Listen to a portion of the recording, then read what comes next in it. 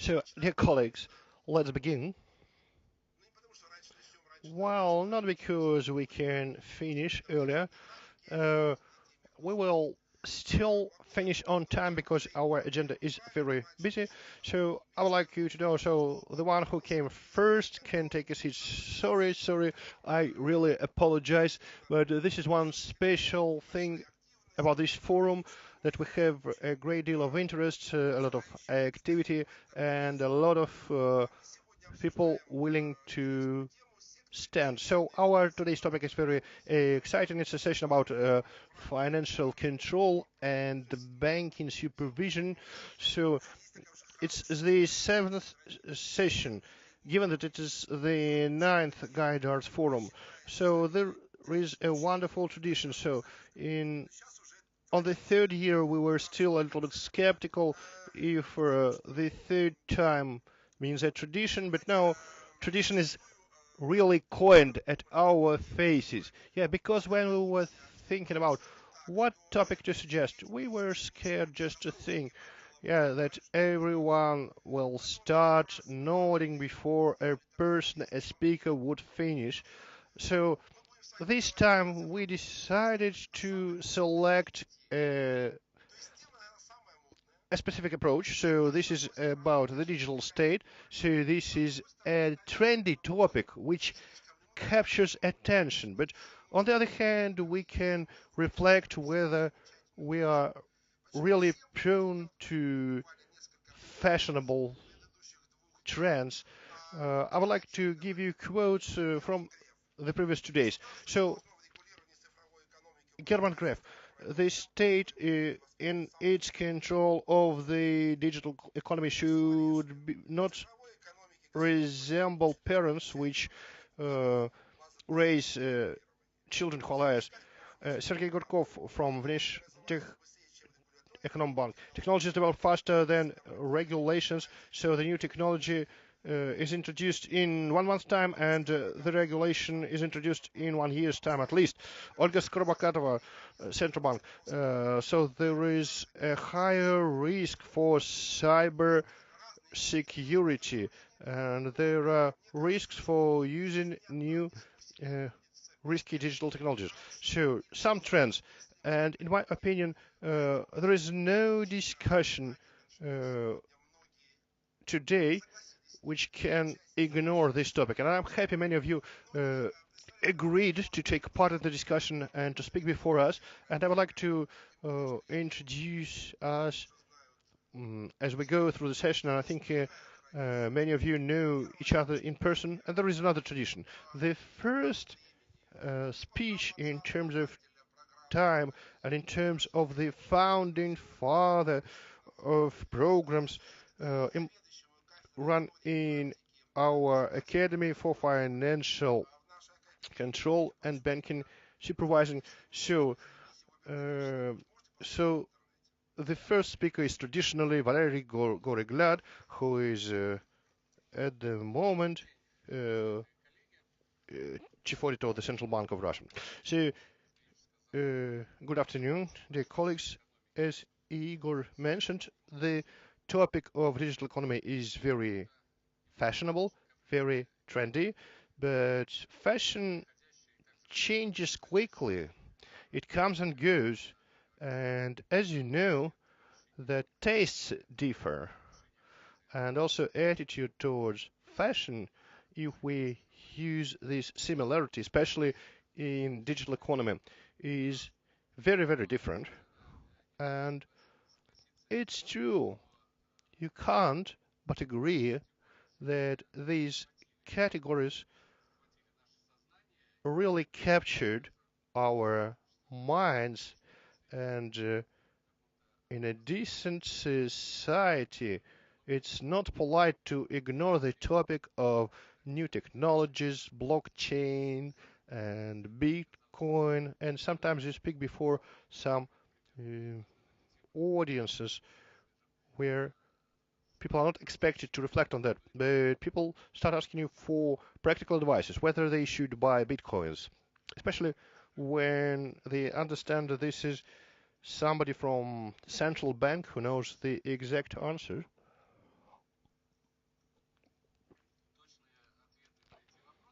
to the exact answers, but we don't have these exact answers. So it's uh,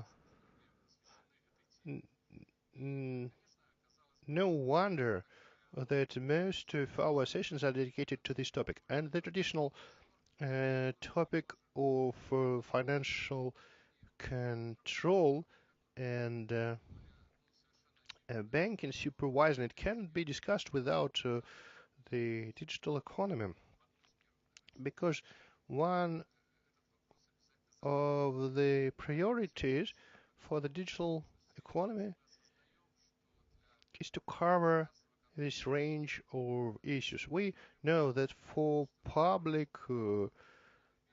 financial control and audit, a lot of problems are related to digital state.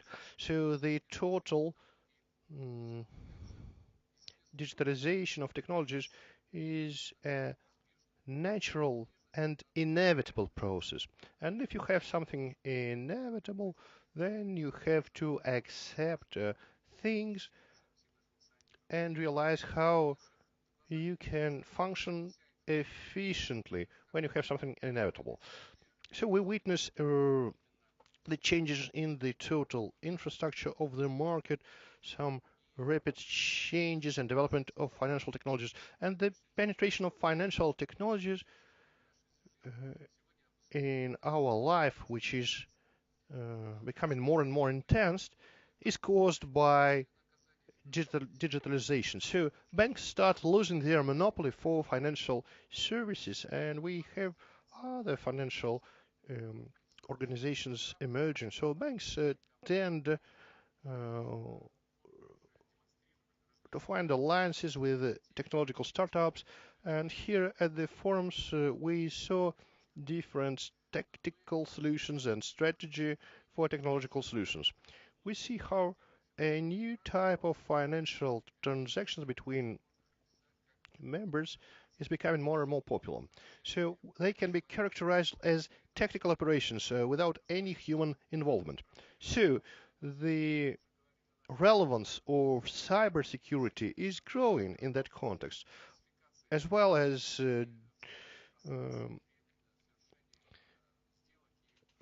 protecting personal data uh, at transactions is becoming more and more important. Also, uh, today there are a lot of studies by reputed companies uh, being underway, and we in central bank try to focus on them. We also do some research because as a regulator we must understand the main trends in technology developments. So as you see at the slide, the most promising financial technologies at the moment are the one listed here. Mm, you see, I will not read from the slide, but you see that big data, data analysis, mobile technologies, and artificial intelligence are among them. So this is like a rating of the most popular technologies for investment, at least for 2017. And I believe the trends will remain the same in 2018 as well. And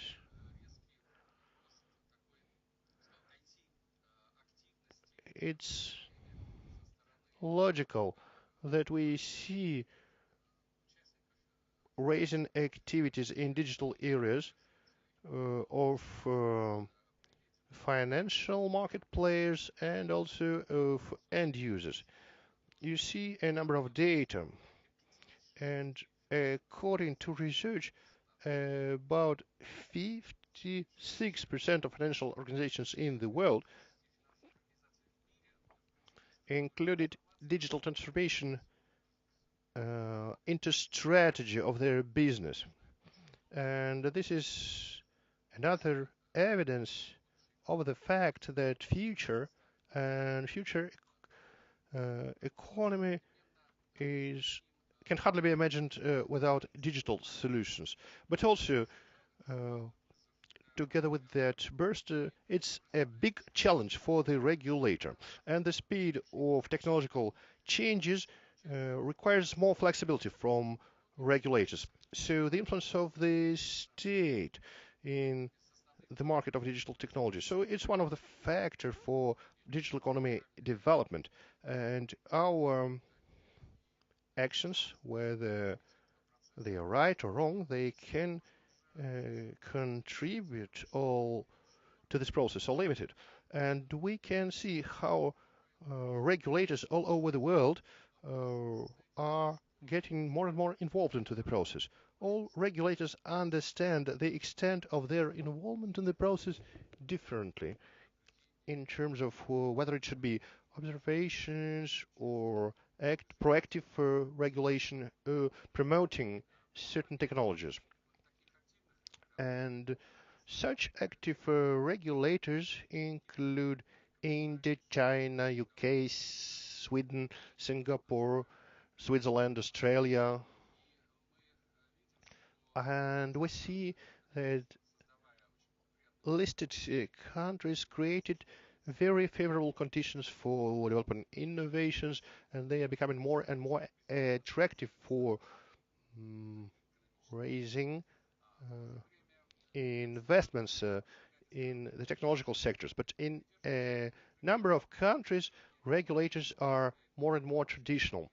They are mainly focused on monitoring how digital technologies influence financial markets. They took some actions and they tend to be very conservative in their regulations. And this approach is understandable as well, given the high level of uncertainty in the market. So among these traditional regulators, you see Austria, Belgium, Italy, Denmark, Brazil, and Vietnam. And of course, you would wonder, what's the place of our domestic regulator? What are the plans of the central bank? So our position is that we try to proactively encourage and promote new technologies. We tend to prioritize technologies with higher extent of protection from cyber risks. This is an obvious priority for us. And together with my colleagues, mm, yeah, so this is the common opinion we share in the Bank of Russia.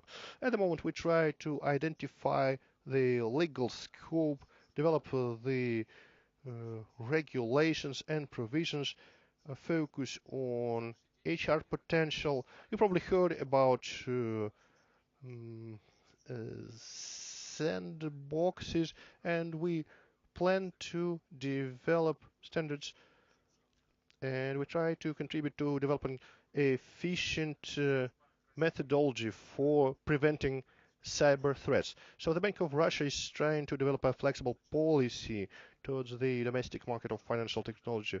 So we first monitor the principles of work for a certain technology, and only then we try to introduce, to put in place regulations. As for big data, smart data, artificial intelligence, and robotizations, we analyze the principle and the possibility to apply technologies in the Bank of Russia. You probably know that together with the fintech associations, we work on 4 blockchain projects. We are developing the master chain, the national Russian blockchain platform, which would be used for storing financial informations. So what are our goals in this area? So to put them briefly, it's contributing to a higher competitiveness of the financial market, creating conditions for developing a digital economy, higher availability and high quality of financial services, and mitigating risks in financial areas.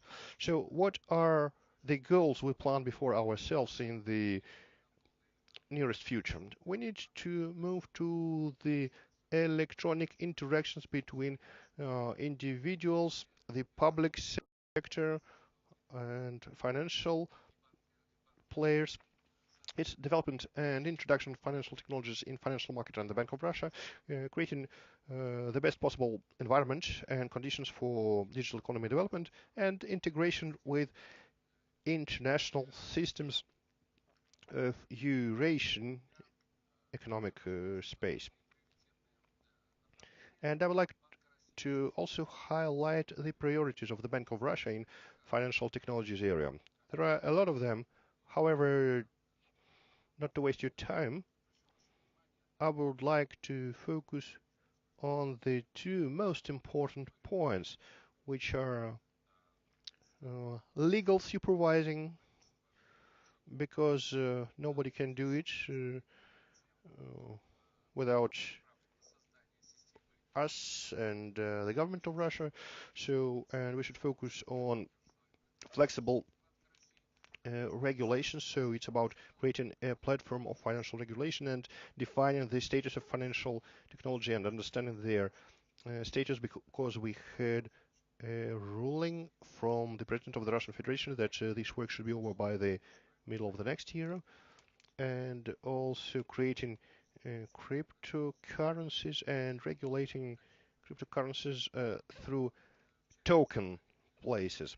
And as for that regulatory platform, so we see it as a mechanism for um, testing financial technologies which are related with the powers of the public authorities, and we need to create an ex council of experts.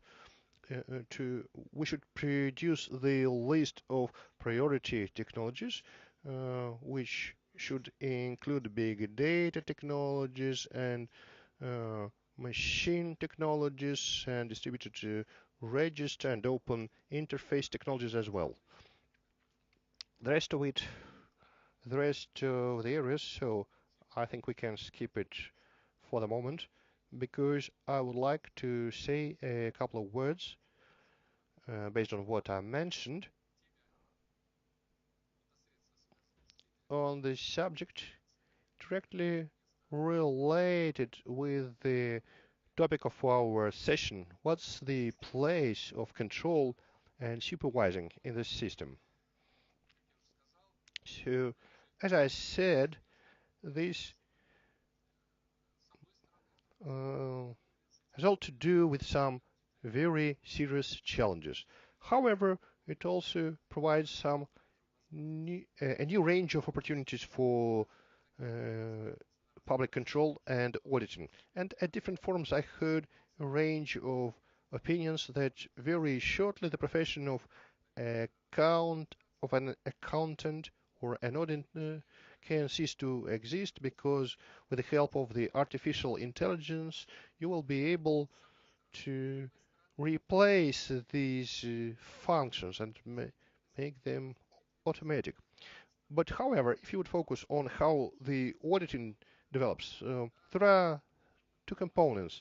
The component of auditing, where you do verify the accuracy of the financial statement, and the other component, which is development, includes consulting, when you need to develop recommendations for managing and supervisory bodies, and in many mm, areas in Russia, like in central bank, we try to develop it as actively as possible, because we realize that auditing, as it's not involved into certain business processes, it can ensure being objective, being unbiased when you evaluate certain processes, when you try to develop new guidelines on how to improve efficiency.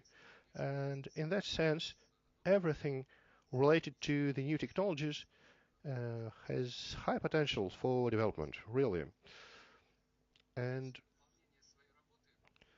ensuring quality work, and an auditor should be savvy on how you can audit uh, the latest advanced technological processes. So an auditor cannot lag behind the business, and the development of the technologies leads to an increase in volumes of continuously produced data. So auditors' work has to do with analysis of big data, and in that sense, we get higher opportunities. And as I said, uh, given the increasing uncertainty, auditing and controlling departments uh, should be up to date in the context of rapidly changing business processes. And in 2017, if we take the example of the central bank itself, we saw the re-engineering of business processes from an area as complicated as supervising loans. So we saw the totally new IT architecture, and it had to do with the cash money, which was subject to many reforms. And this is something ongoing. Что, собственно, касается в полной мере. And the same applies to the equal measure to the financial sector, starting with banking to insurance market and all the way to microcredits. In this connection, I would like to emphasize the big data technology and potential intrinsic in it. So why is big data important? I believe it will give broader opportunities to internal and external auditing. It will also improve the efficiency of audits. It may improve corporate supervision, data quality, data owners, etc. Uh, Quality management, data quality management becomes an object for auditing efforts in itself. New technology projects will be consuming ample resources, may be associated with new types of risks, and may be subject to special auditing efforts. It should also be noted that data would be there at every stage of the auditing cycle. And the auditing committee or the supervisory committee at the board of directors or other authorities may be interested in improving the data quality management. And finally, new big data management technologies will put some requirements for the auditors themselves and would require them to improve their skills, enhance their auditing methodologies. So these are the trends and the challenges. So what impedes the development of new auditing technologies? Well, here's a list of factors. First, it, it appears that we lack a clearly defined strategy for data usage and analysis methodology.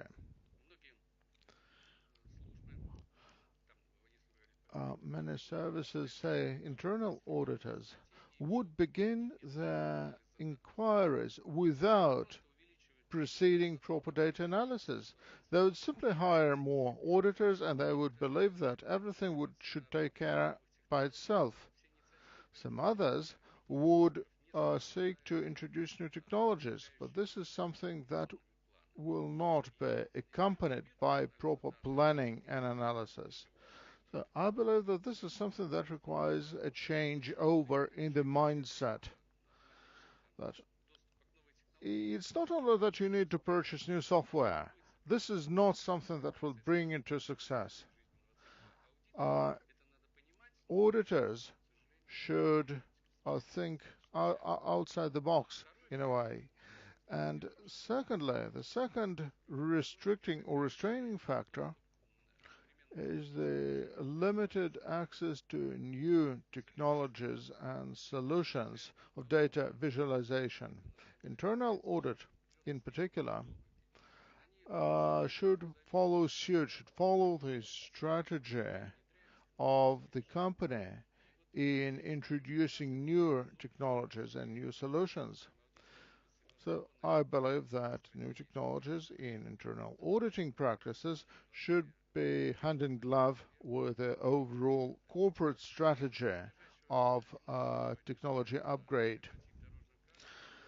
Also, well, there may be no proper funding to introduce new technologies.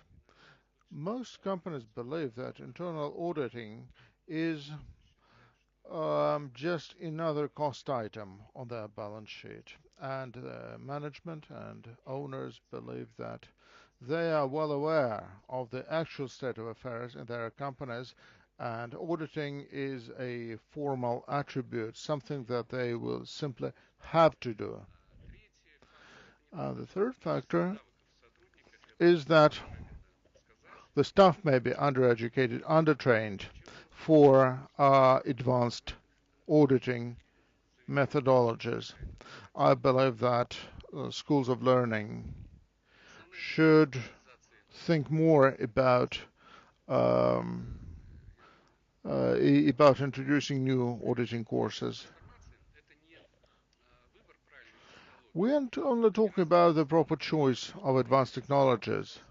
Overall, people are not very inclined to introduce digital technologies, and it is a big question of whether company auditors well versed in new technologies, whether they are inclined to use new technologies at all. Each auditor should have good analytical skills and should know where and how to use advanced technologies. Oftentimes, an auditing team would work in a very isolated manner. So different people would look in the financials of a company, others would look in IT workings, etc. There is no across the board effort to carry out a company audit.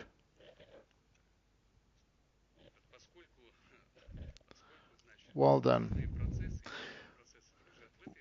well, I believe that this is one key issue we're all faced with. So I believe that auditors should develop new special skills in addition to their basic and fundamental training. They should be very technology wise and they should be very well trained in new IT technologies. And newly recruited staff should first undergo proper training, and we should make sure they have adequate qualifications when they are hired on the team.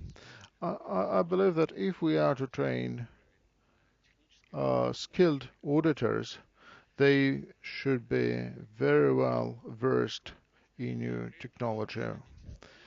Having said that, I'd like to note that the market and market requirements are ever changing, and we may keep an eye on what's happening on the market because it takes time to train a new specialist, a new auditor. So I think it should be important to train those people who are flexible or who want to be flexible, who want to be alert to new technologies, and who should also be always be eager to learn new things, to get trained and retrained. So I believe we need a totally new level of professional training in the area of risk management and law, IT, strategic management. If we are to analyze corporate strategies and business processes, we should also train people who are very well aware of cyber security. Cyber security is becoming a pivotal issue to this occupation, and our auditor should be properly qualified. So I believe that this brings me to the end of the session. So we have interesting speakers, a whole list of speakers, and I believe that we should learn a lot of new things.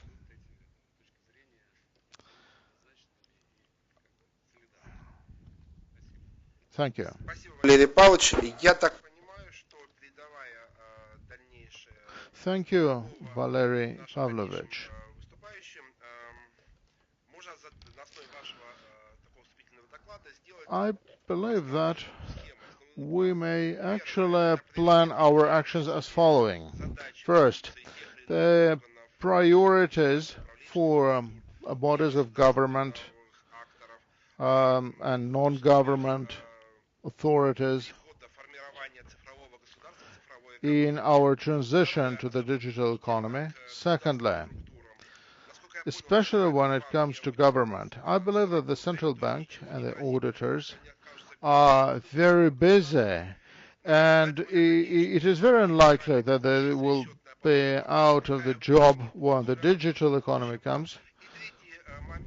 And thirdly, which is particularly interesting and important, is to what is to be done and where do we source new personnel, new cadres for the central bank and for government and non-government institutions. I believe that we are late anyway. So, because, well, the new challenges are already here. Look in the window. However, we have not yet started getting adapted to the new environment. So what are the current syllabuses in colleges and universities? So, first, what are our priorities? What's to be done not to be jobless? And what's the source of new personnel? I'd like to pass the floor on to Mr. Artyukin, who is the chief of the Federal Treasury.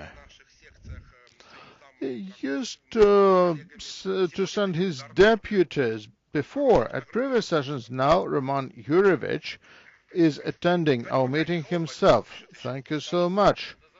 So hold the applause, please. Let's listen to him first. Well, I'm not sure I'm so much well versed in the digital economy. Well, I think that the previous speaker has mapped out our current challenges. I don't think I should be indulging in this financial babble and pour these financial terms onto you. I will rather speak in common parlance. So, new technologies should bridge the gap between the controller and the object of their control. And digital technologies give an opportunity of ongoing supervision and to oversee their workings on a daily basis. And the more we monitor, the better we understand the workings of those who we control or look after. Well, and this brings about a new paradigm. If before the object of our supervisory activities used to be very remote, now we feel we're very close to each other, to those who we control. And this bringing us together, in its turn, brings about new challenges, because we become responsible for their behavior in a way. If we look after them in real time and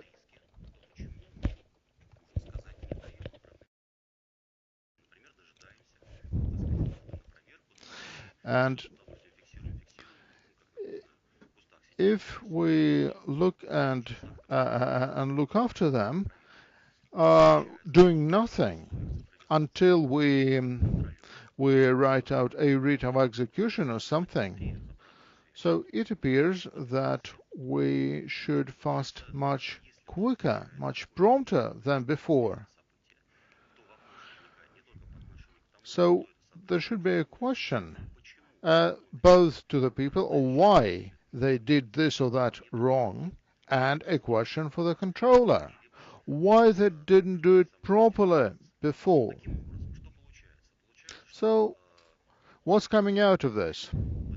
It comes out that a controller is equally responsible in terms of complying with business processes to the person they control.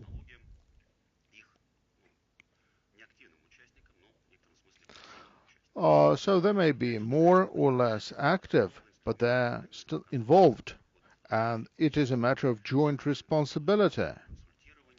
So we have heard the word consulting here.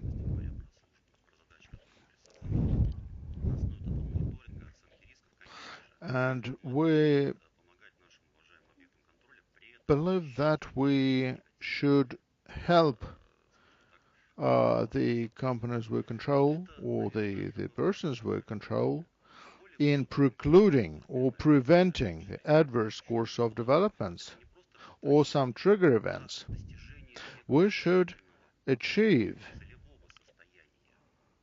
the proper status of affairs, and as controllers we should be issuing recommendations to streamline business processes or to improve compliance so that we improve the overall performance and compliance. And this is one of the major challenges for the Federal Treasury of Russia as the major financial controllers, internal financial control. So, proceeding from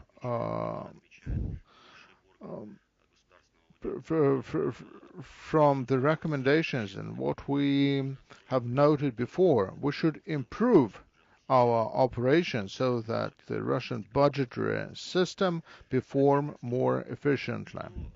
So what are the tools at hand? So I believe that this may be a unique time for the Treasury because we are more than just a controller. We wear several hats. We are a cashier. Historically, what treasurers used to do. We are a bookkeeper for the federal budget. In a sense, we're also an IT manager for the Russian budgetary system because we operate major databases and we also handle the federal procurement system in addition to many other things. So we need to ensure proper performance and proper compliance of the budgetary system in the country. So, well, I think I may be running ahead of time, and I expected Tatiana Blanova to speak before me. But I'd like to note some key issues, like accounting, credible bookkeeping, non-credible bookkeeping, what's good and bad about that, and how well we perform. How about the cash management? Everything here is credible. However, when it comes to property, to debtors and creditors, to accounts payables and receivable, I believe there are so many open questions there, and this is a big question mark of whether we are being sufficiently efficient in our performance. So I believe that we should give a helping hand to our unitary and full state-controlled companies to centralize their accounting systems and to keep a closer eye at them.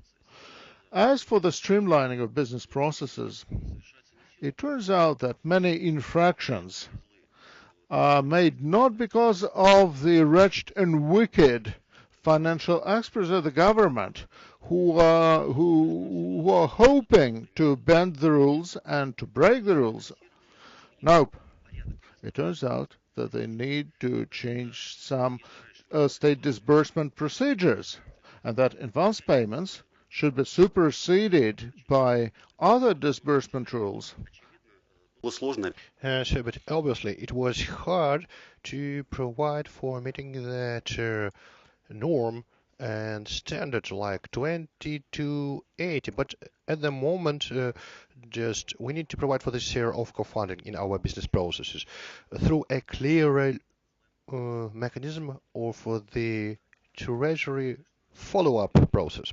So my brief conclusion here would be that first of all, technologies bring new opportunities for the controller.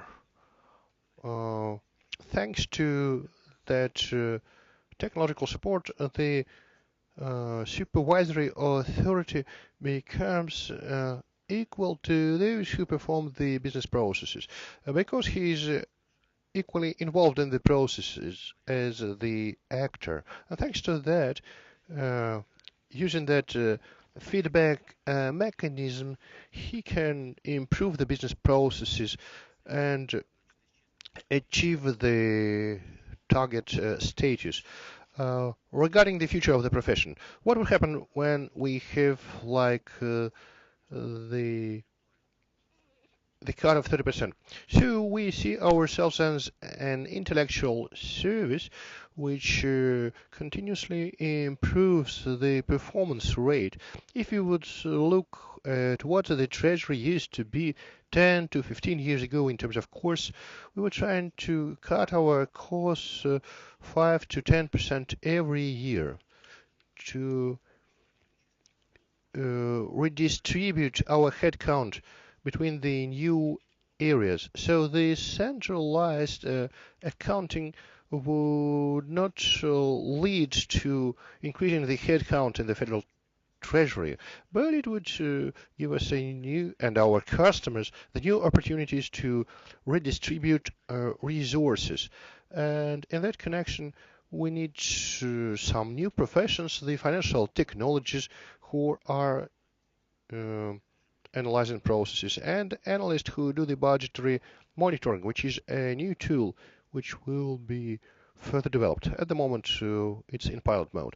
So this budgetary monitoring would allow us to timely identify risks and manage them. So I hope, and I'm quite confident that the that neither the profession of the public treasurer or auditor will disappear. Both will see will have a level up. Okay, thank you for being so polite as giving the floor to the lady first. But the logic of our discussion was that we have like the three presentations. So the first, so the report on what the tasks of the government and public administration are. The second block is what is dedicated to the business community, non-public persons. And thirdly, we will discuss the role of education, analytics, and scientific research in our system. And of course, following the tradition, Mr. Yevgeny Danchikov will wrap up the discussion. But to conclude on the first block on the state actors, I would like to pass it over to Tatiana Blinova with great pleasure. Our today's Gaidar Forum is about goals and values. And goals and values of the humanity never changed through the time of our existence, but the price of goals and values keep changing. So, Tatiana, let us know what would be the price for us to achieve the goals with the values covered by Valery and Roman. Thank you. It's not only about the price and the cost, but also about what are we buying. And I'm very grateful to Mr. Igor for giving me the opportunity to address the audience after the keynote speeches of by Valery and Roman, because we have a lot of elements, segments, tools, and ways for financial control. And every one of the speakers covered the one he knows best. And also speeches were based on their authorities and tasks of the central bank and the federal treasury. So we are really discussing it all within the framework of solutions made on strategic development as part of the digital economy. And in my opinion, it's really essential to find answers to a number of questions, given the direction of all the stakeholders. And we are talking about the internal control and external non-governmental control and internal governmental and external non-governmental control as different elements or segments in every and all and every business processes. So we cannot ignore how systems which are to be created will correlate. I'm talking about big data, IT systems, which would allow us not to just collect but also analyze different data segments. So, and of course, the counting chamber is involved in many processes we use in our work. So not all of them correlate. So hence, we need to answer questions which are not only about the present and future cost, but also about who and how will enable us to correlate all elements and segments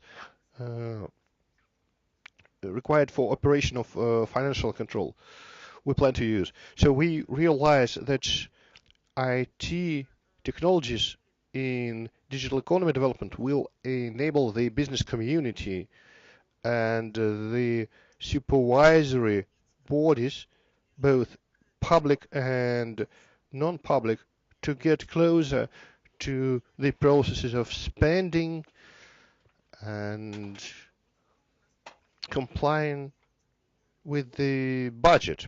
But the way of how it correlates and how it corresponds to our uniform goal. So, and we understand that this will require us to change the level of competencies, because we keep transforming the system of knowledge and approaches to shaping knowledge. It's pretty obvious.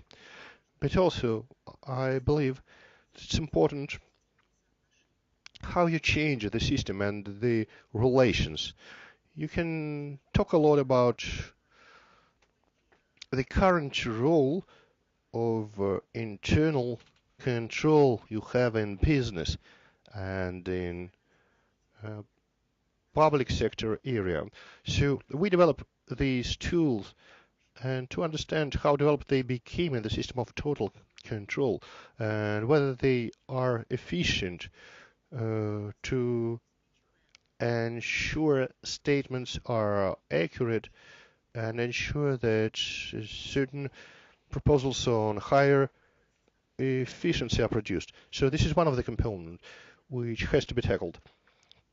When we shape a system without without having answers in place, and it would be hard to achieve to compatibility and integrity of the total financial control system. I doubt whether you agree with me, but otherwise we will have to look differently at such an element and such institution as public internal control. And of course, this may bring the need for the changes in the activities of the audit chamber as the supreme body in this area in the state, and also at the level of the constituents of the Russian Federation. So how do we plan to ensure the integrity in the system operations and compliance with uniform approaches in IT and HR areas in the environment, which should not be assembled like a puzzle, and in some areas we go ahead, but in other areas we lag behind. And I'm not talking just about financial control, but rather about the way how we provide for the for supervising laws if we want to transform actions in this or that area. And this is important. To what extent changes, which are the goals set by the central bank, how they are compatible with approaches to using money from the budget. So, in my opinion, we need some serious work to ensure compatibility in the work of the systems. And when resources are spent on digital technologies, we shouldn't pay twice for one and the same thing. And we should also define our IT resources and platforms clearly, as well as purely information-related methods and IT technologies applied, because otherwise we are not comparing them in the uniform IT space, but we would rather focus on separate segments which may be functional independently, but which do not correlate with other segments. And this is a problem as well. And I believe that we need to pay some attention to the problem. And to wrap up, I can't but agree with my colleagues that knowledge and professional skills as specialists, well, which would be in demand and which would also contribute in development of the system, should be high in terms of level in law, in finance, and in IT. This is very, very obvious to me. So actually, that specialist should be like a jack of all trades, and ideally we would like to have more than just one specialist, but more of them, and this is a challenge for our system of professional training, vocational training. And I would like to believe that probably or organizing a training for specialists like that, not from bachelor's level. There could be also some contribution from the master level studies. So if like a standard employee is taken, if you like remember Pinocchio, how Pinocchio was carved out of a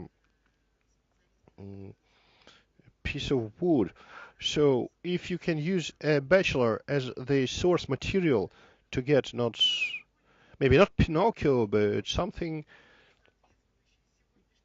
more in line with modern realities, then you should, of course, pay much attention to the process. And you need to pay attention to the role of education system, that it should get timely feedback from the central bank and from the system of public financial control in terms of shaping the system of requirements. So this is part of our problems when we have a certain gap. If we would like to solve the problems, we also need to find the solutions to the problem as well. So thank you for your attention, and I hope that in your presentations you will also cover problems I mentioned.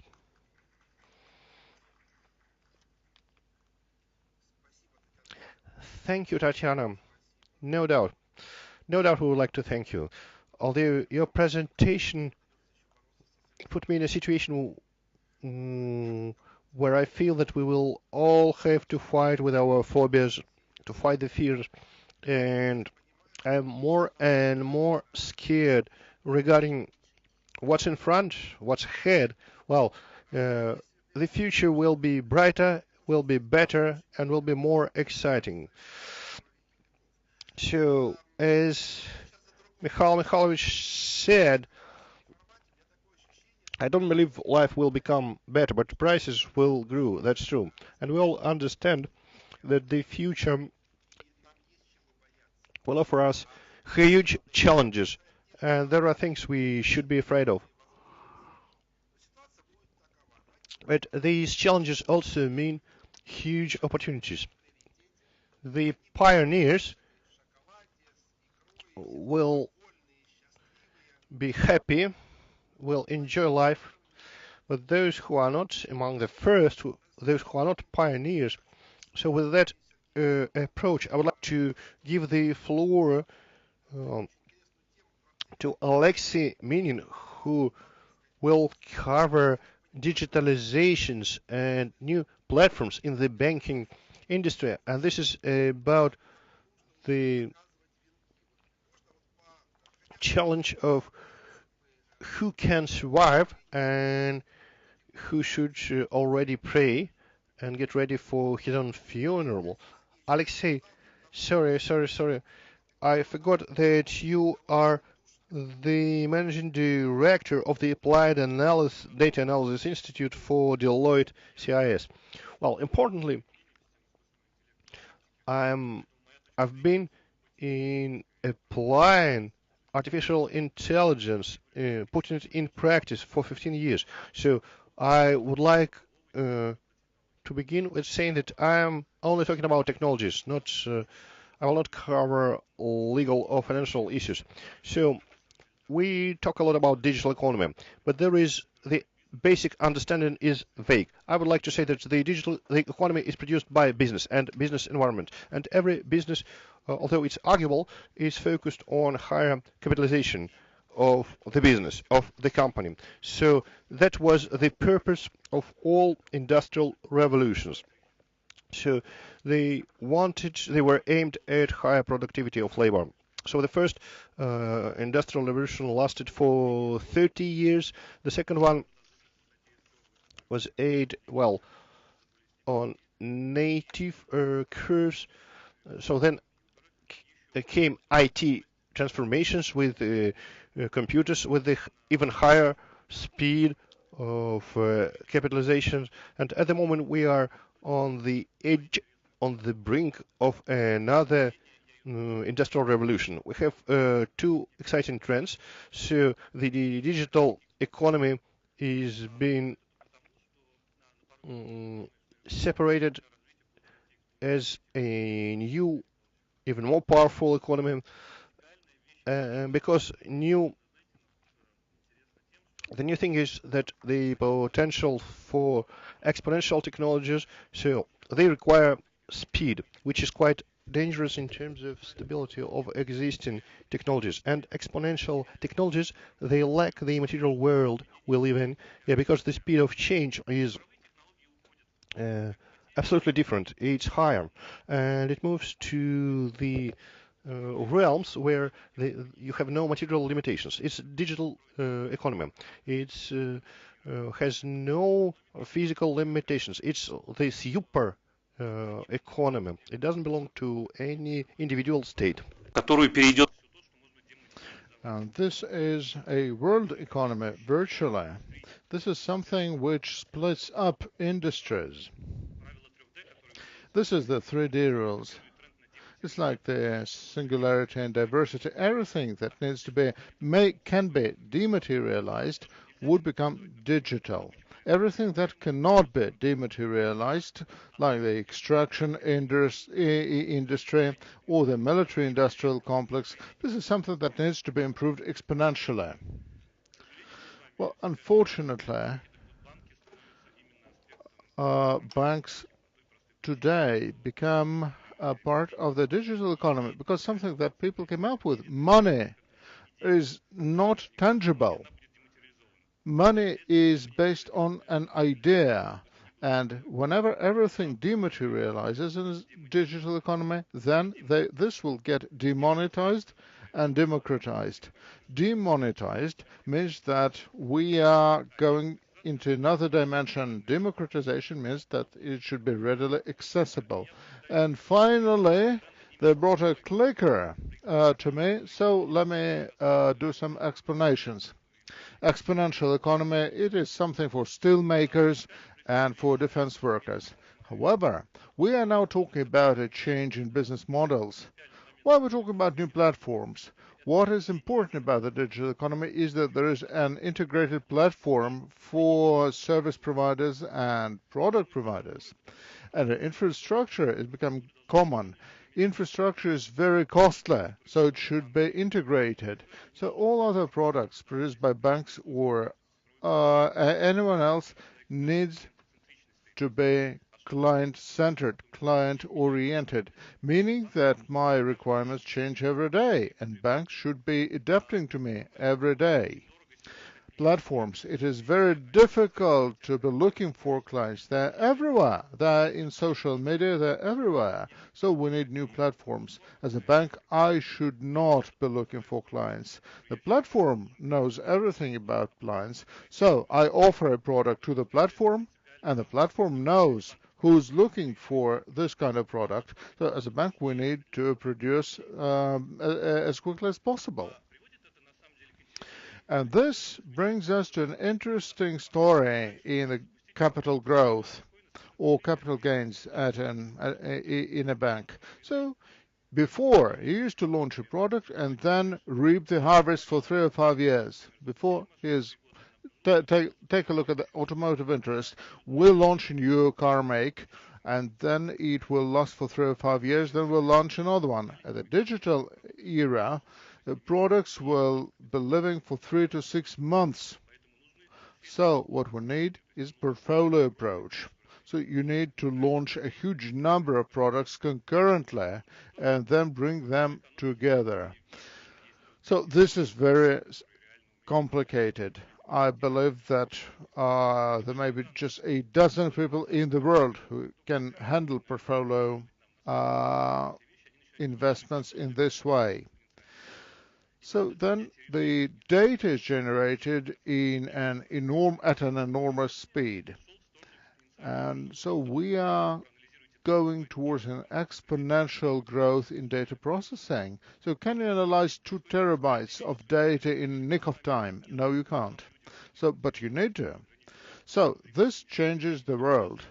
So we used to have a special advantage. Say, if we divided the markets as banks between ourselves, now we're moving into the world where people which are dealing with a huge speed of change and need to manage risks of a portfolio. So what does this change for banks? And why will there be no banks in the 2030 horizons? We are now talking about a stage of innovation introduction. So we have a macroeconomy with several businesses. What do banks do? They would analyze requirements, they would analyze some models, some externalities in the macroeconomic sense. And if we're talking about lending requirements, then they will make a decision on whether to lend or not. And others will take a look at whether banks are being efficient or not, and whether they comply to laws or not comply. If the regulator is looking after banks and banks are looking after the companies, last year, everything talked about that in Sochi. Everybody would aspire to go to an ecosystem. A client wants to adorn and embellish their data, and the banks would try to identify the real state of affairs. So these are asymmetrical affairs. Banks would like to get done with this asymmetry, to do it away. Whereas an ecosystem is something that is clad with sensors, well, those red dots on the chart, so that they could understand this ecosystem better, analyze the clientele of a bank client, and then make a decision. This will actually increase the amount of data to be analyzed by a factor of 10 or a factor of 100. And then the regulator will see that banks are amassing data, and then the regulator will seek to introduce big data management mechanisms and introduce new IT solutions. As these ecosystems grow, there will be a good data analysis algorithm, there will be not so good algorithms. And then ecosystems will be merging. They will merge together. And the winner takes it all would be the best algorithms, the algorithm that will be conducive to the merging of most ecosystems. So the best quality algorithm will be taking away the market from others, and the banks in that ecosystem will be faring better than others. So what if we make believe everything would collapse and the banks would collapse? What would happen then? If the winner takes it all, then the entire banking system would be reduced to a single bank, to one bank, and then a fundamental thing will become evident, and that will be a breakthrough, because this will bring us to an across the board a single liquidity management platform. Of course, well, there may be different nuances, but this will help establish an efficient market, one where we shall deal with information asymmetry, and then humanity will finally be prepared to establish efficient markets.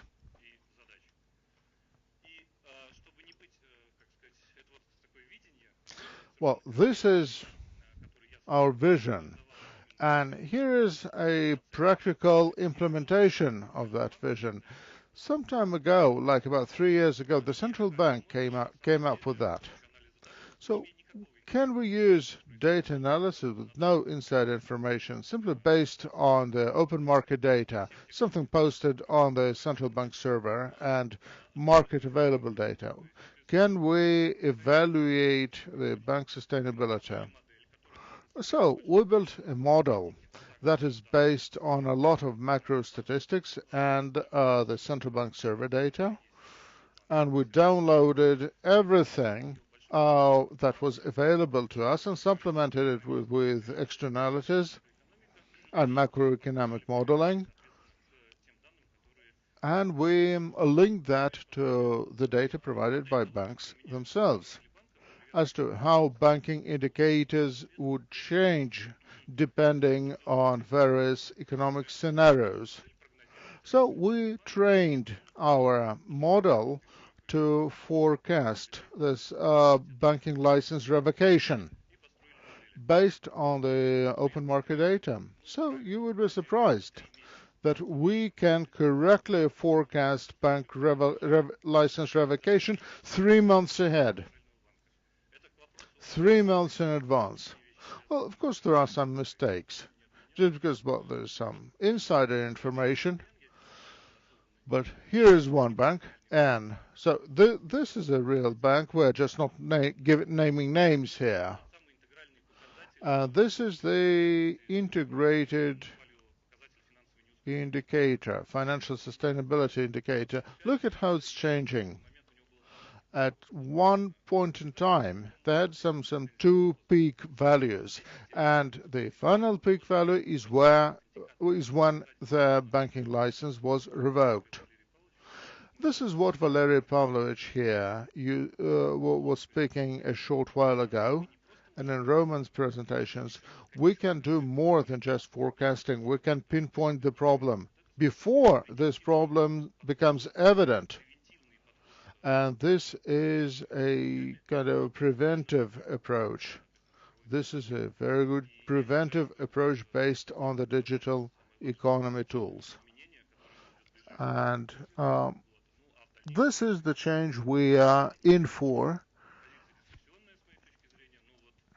And from my perspective, the digital economy is an economy which is not made for people. It is an economy which was devised by machines for machines.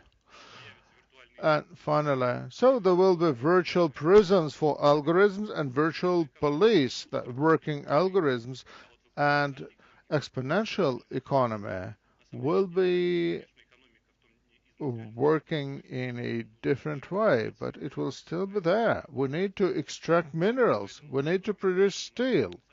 So we people shall be dealing with the exponential economy, whereas the digital economy will be handled by digital algorithms, by high-tech technology. And they will be dealing with forecasting. Thank you.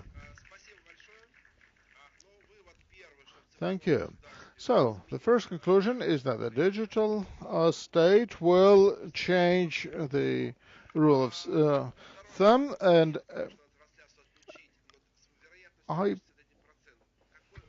the probability of 81%, like you said, 81%. Who will be the only bank remain left? It is my private opinion is that if the regulator, central bank, if the central bank identifies the best algorithms, then it will be obvious who will be the only bank. The central bank will be the only bank remaining. Oh, good prospects for our banking system. So furthermore, I guess that our consulting companies, auditors, financial institutions will be busy for many years to come. When you mentioned virtual criminals, virtual police, etc., I liked yesterday's Bloomberg news that if the Bitcoin collapses, so no problem. So we'll be dealing in virtual gold. And Bloomberg was serious. And I'd like to pass the floor on to Mr. Terikov. Financial and accounting advisors, and a question about this virtual gold and our hopes for the better. Thank you. I think I should be more skeptical than my colleague from Deloitte. Tatiana Chernigovskaya, who inaugurated this day today, mentioned that any experiment will hinge on the perspective of the observer and decision maker. And I believe that the conclusions that our colleagues came up with means that even before the central bank would revoke a banking license, our crooks will have made everything they needed to sort out the private things and private projects. And so I think that the intuition is still there, and it will still play a role in our day-to-day actions. I'm not sure that intuition and hunches can be all algorithmized. So I'm a little skeptical here because this blockchain technology, which um, are so rife these days, actually take care of credibility. And this is why I'm a little skeptical about the future of the audit as an occupation. Because the mid-ranking personnel in the auditing companies or government auditors becomes redundant. Everything goes with algorithms, and accounting and bookkeeping becomes just a routine. And at the stage of when the tangible and intangible worlds come together, we will need a human mind to make decisions.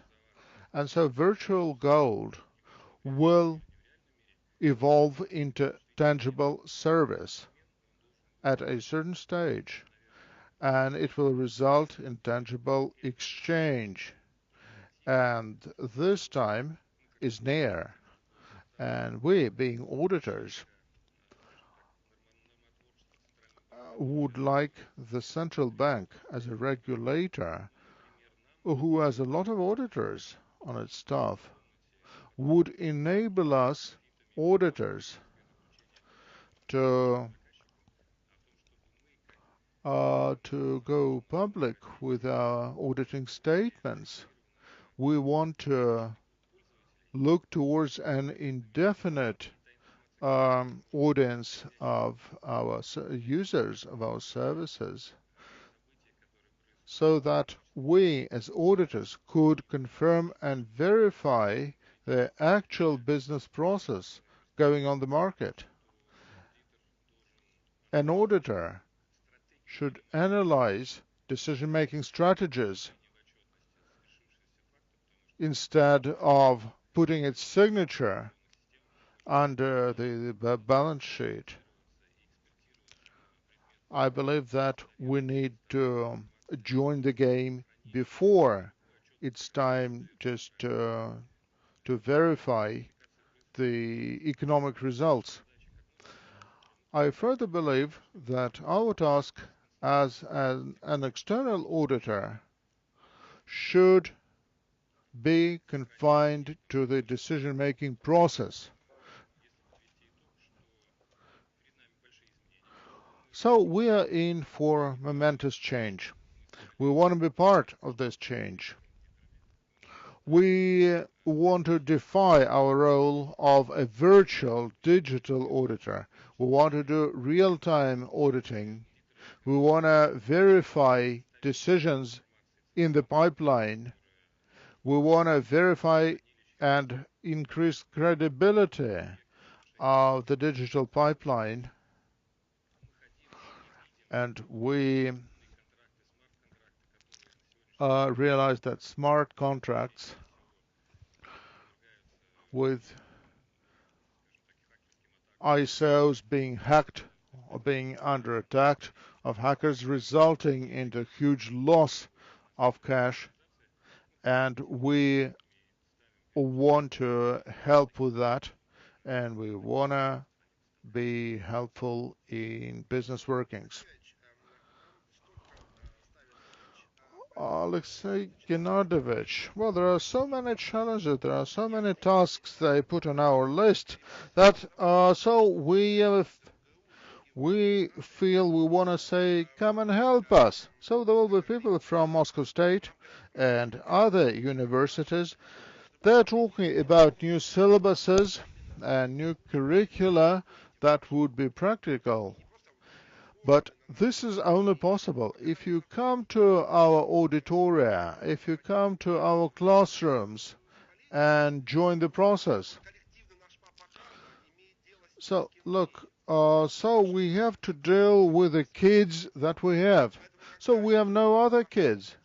So we gave birth to them, and so when our kids come to Moscow State or the Moscow Institute of Foreign Affairs or the Presidential Academy, so we want to turn them into someone else. We want them to be smart, to be educated, and so we want you, the seasoned and experienced professionals, to come to our classrooms and talk to them, to would-be bachelors or masters. So I think otherwise we won't have any smart kids to work with, because education is a long-term conservative process. And education is so paramount, so I would invite Roman Inkovsky to have his say on that. It is very important for me that he also represents Moscow State. So you have the floor. Oh, thank you so very much. Could I please have the clicker? Okay, so as a colleague, to share one with a colleague, yeah, thank you so very much. Yes, I am representing the Moscow State University, but not the Department of the Public Audit, but the law department, and I am a lawyer by my education, so I'm actually replacing here Alexis Lonin, the director of our association. So, and actually I'm the head of the supervisory board, and I'm in charge of the legal block of issues. And I would like to tell you about our practical activities and tell you how business and experts associations deal with introducing financial technologies in the digital market. So Master Change as association was created a year ago, and it's based on blockchain solutions. First of all, Master Chain, which is a protocol, the first um, legally pure blockchain in Russia. So it has to do in the interactions between banks and depositories and other play markets. So it's the first, as I said, legally pure blockchain. You don't have you have a principle. What's not forbidden is allowed. But as you understand, the specific features in the banking sector that without the direct guidelines from the central bank, you cannot use blockchain technologies because everyone is afraid that their opinion will differ from that of the central regulatory authority. So, and many instructions by a central bank only provide for traditional hard copy document flow, not without any blockchain. And by introducing this master chain document, we aim to find these bottlenecks, and we try to correct them as part of the digital economy and the direct interaction with the central bank. So fintech as an association can do it because it includes major Russian private and public banks, including Sberbank and VTB and Kiwi and Kritia and many others. And of course, our main member and the founding member is the Central Bank of the Russian Federation. So we are a structure with a very public shareholder. So the system of master chain is based on adapting Ethereum protocol for using in the Russian market. So why do we need this adaptation? Just to accelerate the speed of interaction. So Ethereum doesn't have that fast speed, and you have a number of agents with hundreds of thousands of transactions per second, and you also needed to use Russian cryptographic solutions, and you need to certify the protocol at the level of the Federal Security Service. Among goals of master chain, you have fast interaction between local banks and the central bank. Also have the distributed register, which is much more powerful than a single register with a single access level. And the advantage of Ethereum system is that as a digital letter of credit, you can produce letter of credits as part of the master chain system, which doesn't require the use of individual banks. The smart contract will allow us to implement it through the master chain structure. So this is a solution for the future. But what do we have at the moment? We have a number of cases which are being implemented in order to test like the opportunities of blockchain technologies and how it can be introduced into Russian legal and financial reality. So I selected 4 cases. I hope that my colleagues from Central Bank will cover exchange of digital messages. So as for the first letter of credit, thanks to PR service of Alpha Bank, the story is well known. So S7 Airline and Alpha Bank concluded the transaction relatively long ago, and at the moment they are transferring the projects to the master chain platform. So, and in the future we will be able to avoid the banking. So the letter of credit through the master chain system will be sent from the supplier to the buyer. So the letter of credit will cease to be a purely banking tool and will be available for all players in the market. So, of course, you have a number of registers with multiple access levels that would like to be added to the master chain. So the register of burdens. This is a typical story on how you improve efficiency for a blockchain, because here you can create a distributed register, a register which would include not only the central supervisory body, but also local bodies. So the central component also members which would be able to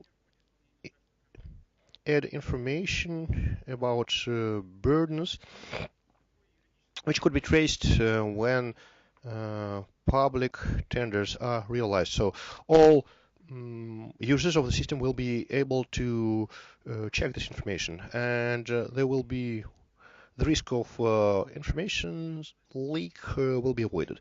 So as for the bank guarantees, well, if we distinguish them from mortgage, the system of identification. So at the moment, banks have huge amounts of data, big data, and willingly or reluctantly, there are leaks from the banks. Banks exchange data, and they have personal data, and sooner or later it's inevitable that all of us will be found in the internet. However, the blockchain with the know your customer system allows us to avoid this. So not all data uploaded to the blockchain will be touched. So members of the system that require information about the customer, so they address our master chain, the administrator, and they got data which could be anonymous, which could contain only information we need, like about credit history and a database of fraudulent person. So the blockchain will allow us the history log to know who and when use the database, and we can identify those who are behind the leaks. So fintech is actually just beginning its work, especially in the public space, because it took us long to build the office, to complete the developments, and the main goal for the current year is to change the legal base regarding remote identification, and from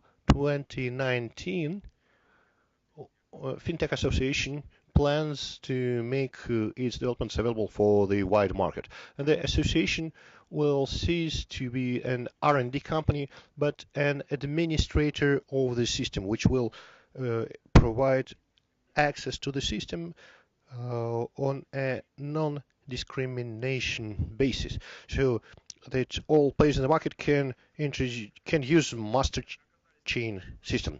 Thank you. So now we are covering the area of education organizations.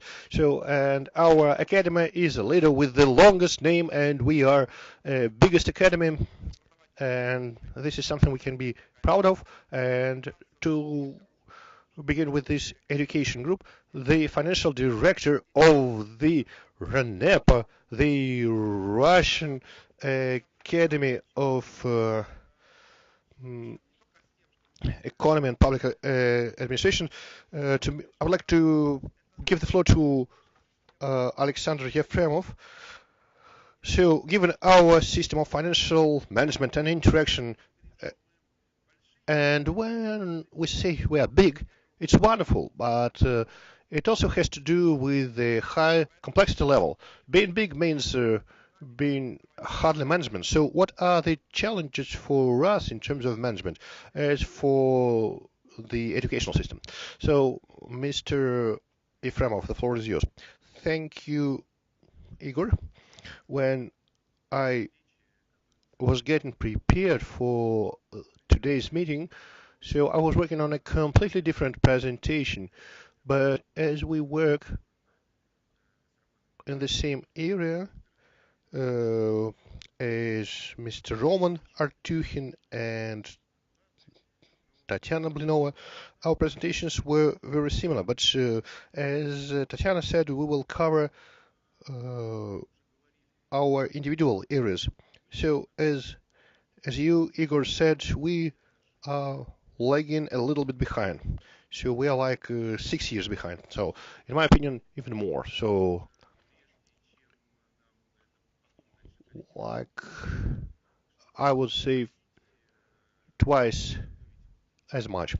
Because to train specialists we need for the Federal Treasury, for the Audit Chamber, also for the Ministry of Finance, our academy needs to understand what we should teach, but we need to learn things ourselves. And if anybody would say that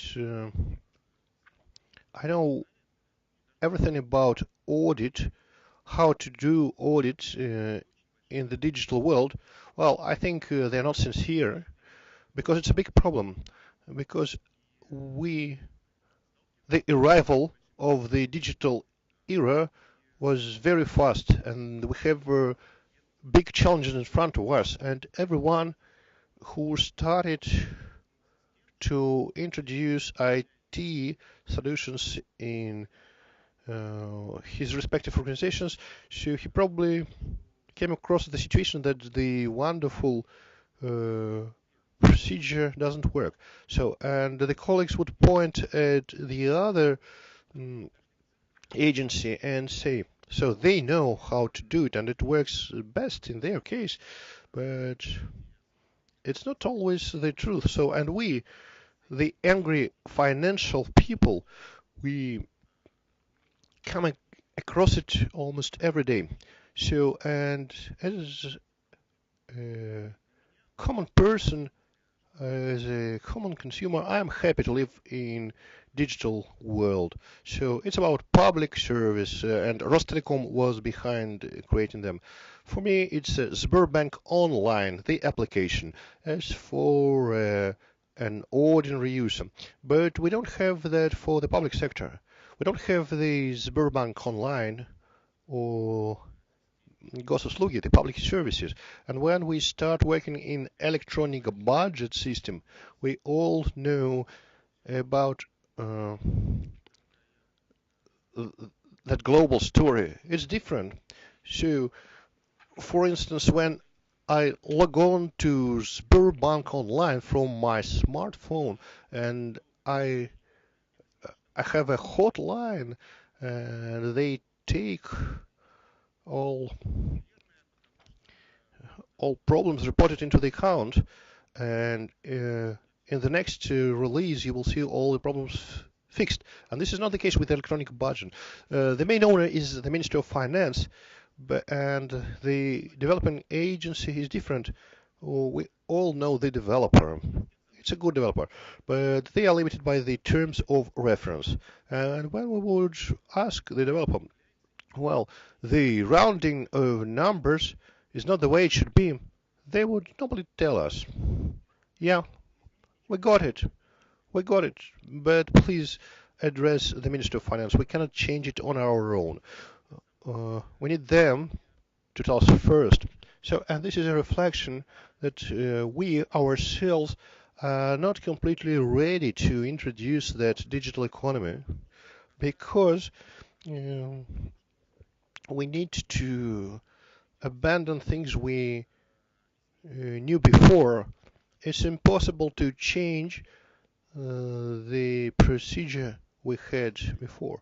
So you need to scrap it and create something from the new. If you add patches, so you work as a plumber who avoids overhauling. Yeah, so you have pipes leaking and you use patches to cope with the situation for one day. And as for standards, development standards for all processes, we as agencies in the public sector, we really need it, because without it, we are afraid of doing anything on our own. We often contact our colleagues from supervisory authorities, and we would ask them, if I do this or that, am I going to violate anything?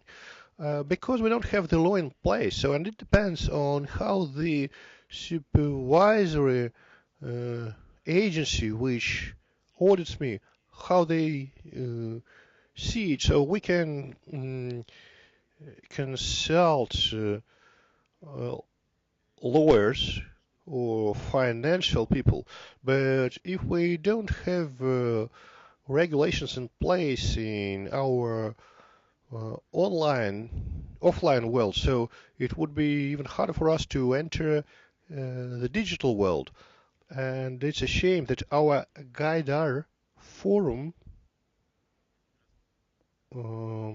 is only once a year, because here, well, and today, we discuss individual problems. So people boast some achievements, and sometimes they comment on the downsides. So as Igor said, we are really a bigger university, the largest school of higher education in Europe. We have 58 branches, and we reflect the economic situation in our country. If there is a problem, we feel it. So when we would switch the TV on, in the evening we would realize the reason behind the problem. So if we would tackle finance technically, the biggest challenge for a financial person in digital economy is to define all the processes, because otherwise you will have to do it from scratch in future. Igor, so I think I'm finished. I wonder if we should pace here. So the joke about the plumber, yes, I know the joke. So that the plumber went to the executive committee and he said, well, you need to replace the entire system. Okay, the reflection is very nice, and you know that our universities have nice image, has nice faces, and I'd like to introduce to you our key partners in some discussions and in our mutual work. So we are having interesting meetings with our French colleagues, the Trianon Dialogue, and we also work together with the Moscow Institute for International Relations. This institute has a very good image, and Elena Sidorenko, apart from compliments, I have to laud her for saying that, or your colleague said that controller is jointly responsible, whereas you, Ms. Sidorenko, is a professor of the criminal law at the Institute of International Relations. And so what about him treated as an accomplice? And what kind of liability could you hang on them? So we and colleagues from other universities are now thinking about whether the digital economy and e-government or digital state is one and the same thing. Do we have to teach kids to feel in their own element in the digital economy, and whether we need to give them one set of skills, one and for all? So Alexander Gennadovich here praised our academy, but Moscow State and the Moscow Institute of International Relations, MGIMO, are two most prestigious universities. So the floor is yours. Thank you for this interesting introduction. Our moderator is most eloquent and most talented. And this is not a compliment. I believe that you've grasped the gist of our discussion today, whether we're talking about the digital economy or a digital state. Look, it is like two banks of the same river. So we are grappling with a problem whether we are in a digital economy or a digital state. I believe that we tend to oppose these two phenomena, whereas we need to build a bridge that will bring them together, so that we don't have to listen to think again whether there is any difference here. I think I was lucky to combine these two roles, our work at GIMO and to head a working group in the State Duma on e-cash or cryptocurrencies. And I guess that I could venture to identify the gist of the matter. Because we know that practice is a lantern which illuminates the road we have covered, whereas science is a set of lantern which illuminates the road ahead of us. I don't think that we should sit and wait until the government makes some decisions and then should formulate our educational policy based on those decisions. In GIMO, we set up courses and we have some graduates from those courses in this room to deal with that. So we have some criticism as to how can you teach something which is not yet there. We teach the spirit, not the letter. The letter is something that will be written by those people who graduate from our courses and the people who would actually build and create the digital state we are talking about. While dealing with these issues at the State Duma, we realized that the appropriate laws should be in place. And whether we need to work with the central bank, of course we do. And we do work with the central bank on that. And people want this to happen. Whether we need or not some minute regulation, I don't know. So we have already mentioned Pinocchio and others here. Just because we realize that so far our efforts have been immature. So we need to treat this new phenomenon as a baby who is not quite intelligent yet, and we need to help them, to prop them, and to look after them, because, well, they're still immature.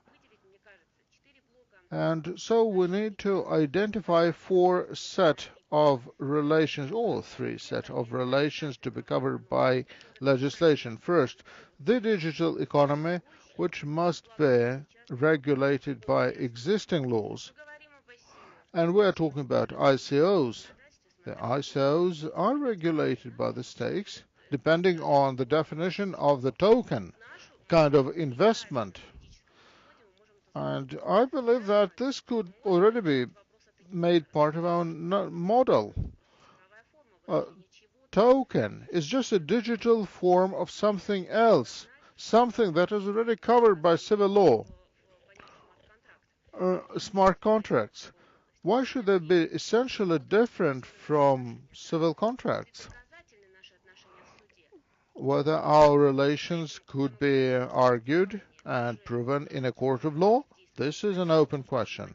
So we need to realize that there should be some regulation, a regulation which should not be across the board, but local. Adjustments. We need to recognize e-documents the way they are. We need to recognize big data, artificial intelligence and blockchain. The second set of relationship, which is important to us, are the relations which should not be subject to regulation. They're still there. So do not impose laws on technology. So there should be no blockchain or hash or a system of posts. The internet is not there as a technology. However, we should be regulating products devised through the use of a technology. We should not be attempting to regulate technology. A third set of relations are the relations which require a serious political decision. And this applies to cryptocurrencies or e-cash and smart contracts. So I believe that, well, the state must make a decision and voice its position. Well, we've been hushing things up, and this is very detrimental. This is deleterious. So, the moderator asked me to recall the criminal law. So, the habitualization is one such word. So if we go into a habit, then it will be so difficult to impose any other laws on us that would run counter to the habits. So if we say that apparently there is a cryptocurrency and on the other hand there is none, no way. This won't do. So we've been after your money, after your offshore accounts, after your hidden bank accounts. So we've taken everything away from you. However, we give a blind eye to the cryptocurrencies. Okay then. So it's time for us to make a decision, say, whether there is such thing as cryptocurrency or no such thing as cryptocurrency. We do not have any clear understanding of who's going to control that and what exactly we're going to control. We're talking about a huge twilight cash flow. No one's able to regulate it because there is no common language internationally to deal with that. No FATF, no OSC, and even Russia says that yes, we'd like to deal with that, but actually people have been hushing it up. People are not talking about that. So which government will say yes to cryptocurrencies if we understand that we cannot control this process at all, just because there are no tools of control? So, cryptocurrencies are not so scary. What is scary is that the regulator cannot regulate them at all. And the third set of relationship is something we need to stop. And this brings about our control tools once again. Whether we're talking about blockchain or AI or cryptocurrencies, e-cash, whatever. So Article 128 of the Civil Code already has something to do with that. But if we want to sort this out, we need to offer greater latitude to the central bank, and we need to amend the legislation to supplement the legislation with new supervisory and control tools and do many other things. However, we are only talking about blockchain. What about the Higgs hierarchy? If everybody is smart in this room, and we are all engaged in the cognitive process sitting here. If we actually put everything which is on our head in the artificial intelligence, this will become as large as the RENAPA itself. And then when the artificial intelligence goes fledgling, it will already be too late to hammer out appropriate legislation. So let's not wait until the government either gives up or gets to the brass tackles with regulation. Let's think about this digital process now, so that in a short while the bright new kids grow up and handle all these issues. To achieve that, we need to hammer out a common language. And internationally, we're only exchanging some vague gestures, not even speaking English to describe what we have faced with. And finally, please do not blame the state, do not blame the government. As soon as all governments make up their mind as to how they could safeguard themselves against these new technologies, then we'll be able to come to deal. Thank you, Elena Leonidovna. Yes, habitualization is a very powerful force, right? When it comes to conclusions, indeed, we are in a very difficult plight with you. When digital technologies are running so much ahead of the law, and the digital processes are running ahead of legislation and lawmaking and everything else, and this gap is getting broader. And this is the challenge we are all facing. And so what kind of letter or the law it runs ahead of? Well, I don't know whether we're talking about the Latin letters or the hieroglyphs. If over 50% of the entire blockchains are confined to China and the Chinese processing facilities, then Chinese will become the world's predominant language. Habitualization is a great force indeed. And I did everything I could to put Maxim Stefanov the last on my list, but I failed. So you are the last but one. I wanted, Maxim, you to be the last, because you are a candid person, and you are a person of wisdom, and you are you are very highly placed at the Russian Academy of Sciences, so the floor is yours. Thank you. Let me start with a joke. So, there's a Soviet barber shop, and a person visits the barber shop, and he starts complaining about the blunt scissors and the broken mirrors and everything else. Then the barber comes up to his customer, say, "Look, I realize that you hate the Soviet government, but why should you start with my barber shop?" All right. At the Russian president, yes, yes, all right.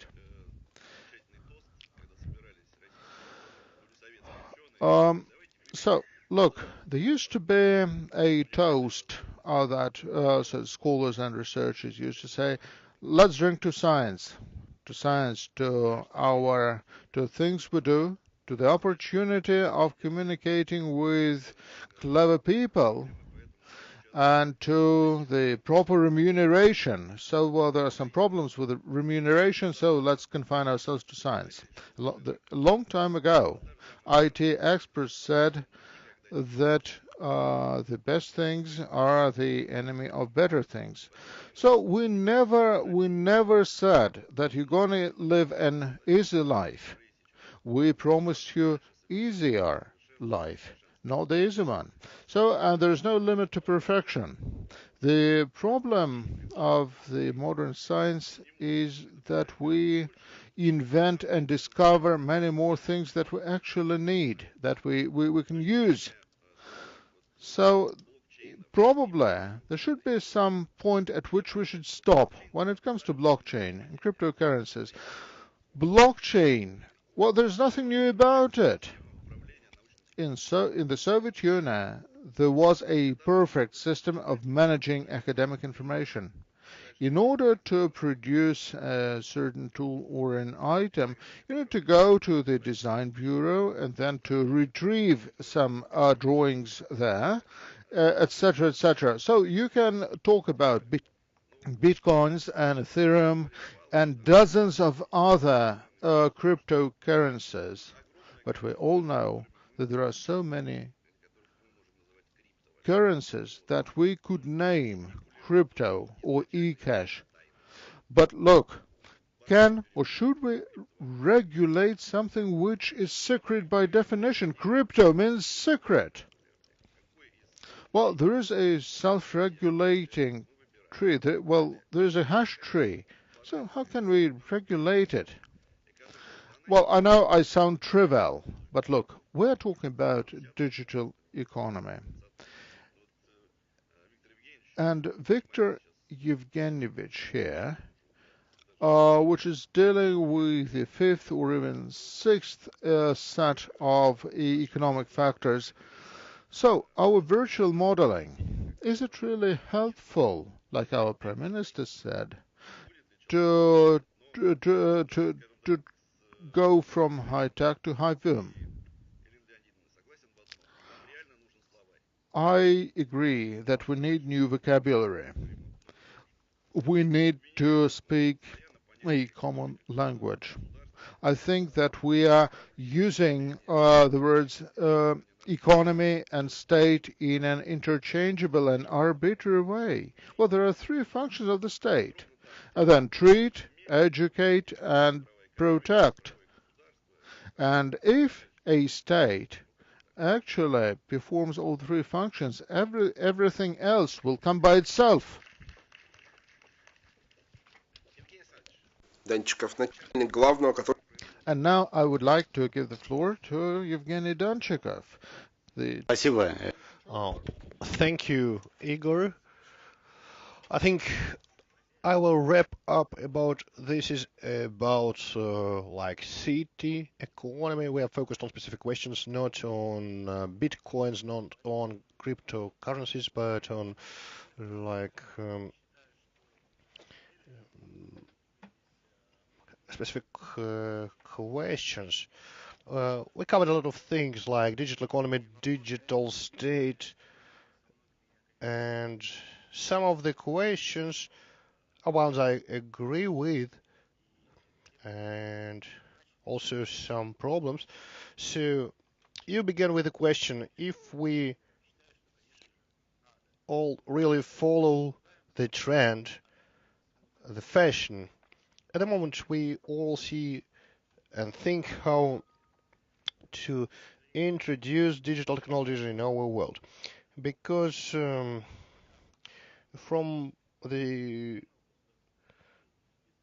point of view of governance, without efficient governance and control, I represent this area, we will fail in building an efficient state-of-the-art economy. And it was mentioned, uh, digits go ahead of letters, and we have a lot of new technologies being introduced, and this is a completely new form of development.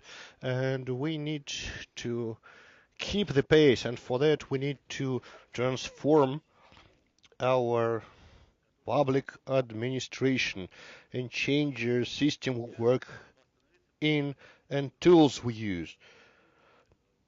And I would like to cover two key elements which we highlighted in our urban areas, which are relevant for public administration at regional levels and for the system as well. So first of all, we need to develop a uniform digital environment. Without a uniform digital environment in public administration, that would include all existing and developed platforms, we will not be able to use digital economy tools correctly. We'll not be able to analyze things in a timely manner.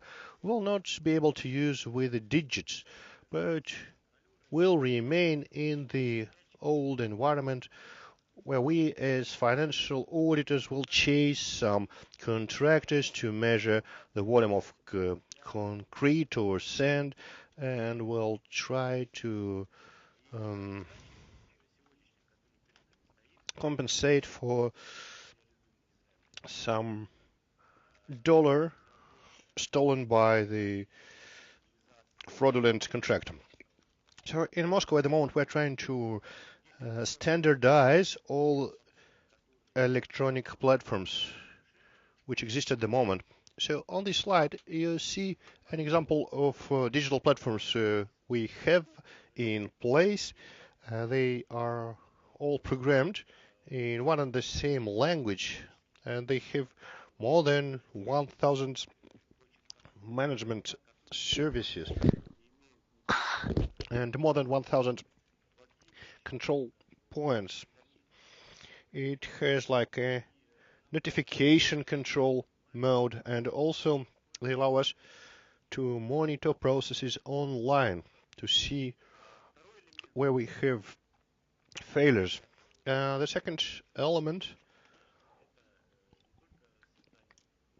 important for this block is not just developing a uniform digital space, digital environments, but also developing, testing, and identifying digital tools we need as public auditors. We need to identify tools which are not quite relevant for us, for our decision makers.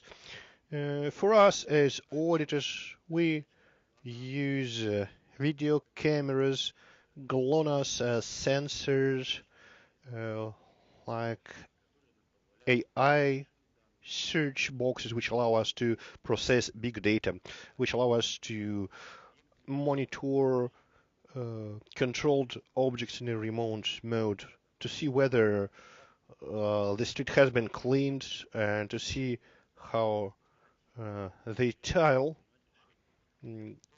was put on the pavement. As Roman mentioned, on the one hand, we become a co-actor in the economic life of the city.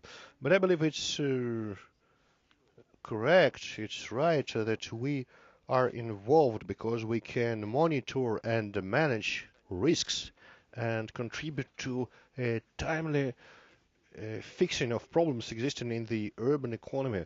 And when you have some negative consequences, it's a completely different form for resolving problems. This would allow us to save public money, and secondly, to achieve the goal, to achieve what the urban citizens wanted, and to ensure that we avoid some negative consequences which would lead to uh, extra expenses from the budget and failed expectations of the citizens. At the moment, some digital platforms are being developed in the country, so the public purchasing system is an example of a big, serious data system with some new technologies being introduced, which allow the system to analyze prices, and the reference book for services is being introduced. But our main goal is to have a standardized system using a common language which would allow us to run the country efficiently. And the very fact that we have the discussion, and I would agree with the colleagues, so it's not so good that we only have that discussion once a year, but we would like to implement digital technologies faster. For that, we need to meet up more frequently and to make decisions faster. And also, as it was mentioned earlier this afternoon, we shouldn't be in a hurry to adopt a legislation. We need to test our systems to reflect of what's helpful, what's not, and then we can add some extra provisions to the law. Thank you, Evgeny Alexandrovich. Dear colleagues, do you have any remarks or comments? You're welcome, but please be very brief, very fast. Alcom Corporation, I have a brief remark regarding the digital gold. We already have it, so we sell and buy virtual gold, which will be extracted in 1 year's time for money, which we will get in 1 year's time. Okay, so please, you can share a couple of lingots of gold. And it was mentioned the lecture by Tatiana Chernigovskaya. A question to Mr. Mining. So, you said that you predict bankruptcy and revocation of a license from bank in 3 months' time. But do you think the very fact that you were behind the forecast led to suspending the license? No, I don't think so. So, colleagues, maybe I ignored somebody. Thank you so very much. So we will not draw the conclusions now. We are at the very beginning of our past. Nobody knows where we are going to, and the only conclusion we can make is that I hope for our mutual work. I'm really grateful for those who took part in our today's discussions, for coming here, for living your routine in management, in business, and taking part in our discussions. That's my a way to express gratitude, and this is also an appeal. And I would like all of you, smart people, wealthy people, successful people, please come to our universities, MGIMO, Moscow State University, our academy, because we need you badly. We need you to speak before our children, your children's, you sent to our universities. I hope we can meet next year. Evgeny Alexandrovich will cover what has to be changed in Moscow city management system, and also want Tatiana and Roman to speak it, and Valery Goriglad, who had to leave us early, will also update us on the current situation. And I think next year I will wrap it up and say we are at the beginning of our road. Thank you so very much.